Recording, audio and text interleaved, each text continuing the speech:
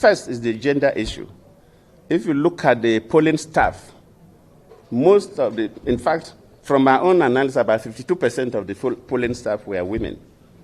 Most of the presiding officers were women. In most cases, a lady is the presiding officer, a man is even a deputy presiding officer.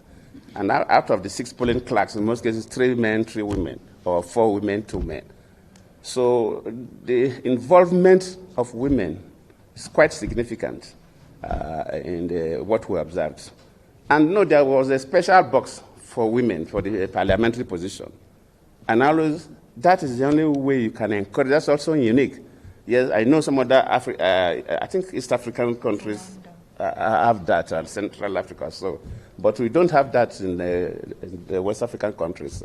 So, creating a special seat for women is quite unique. It's something that other countries do. Maybe with time we may not need to create that. But for now, if you don't create special seats for women, you'll see a parliament that women may not even be up to 5%. So if issues that border on gender come.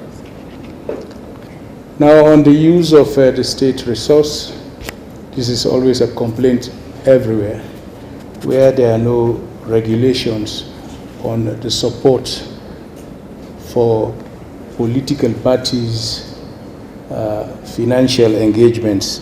But these are issues that will be considered in recommendations in our final report. The issue of campaign violence, I think relatively it's better this time around compared to what happened the last elections. But even for these elections, it was as a result of not adhering strictly to the schedules that have been given out by the IEBC. Have you taken time to interrogate the postponement?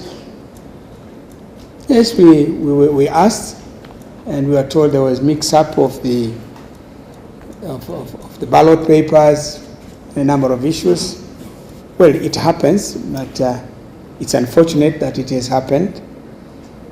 And for these, some of the lessons that in future they should know it better, because well, unless it is top secret, but how do you transport ballot papers that are wrong? Yes, these are some of the areas where the IEBC needs to try. I thought you look into the ballot papers. Are these ballot papers going to the right place?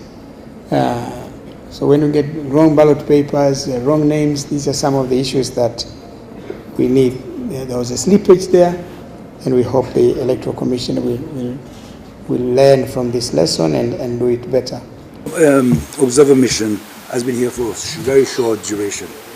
So I've been here for 4 days only. I know Nairobi very well. I used to transit here many times in the past. But that's the only one thing I can say, as I said earlier on in my report. I mean, I came back here after 5 years. It was like yesterday. There was nothing different in Nairobi Center here. People were getting on with their business. Shops are open. You would never believe you're in an environment of elections, except while driving when you find the big posters. When we came, the rallies were over, and it was what we call in Seychelles a cooling off period before D-Day. So an atmosphere calm, peaceful.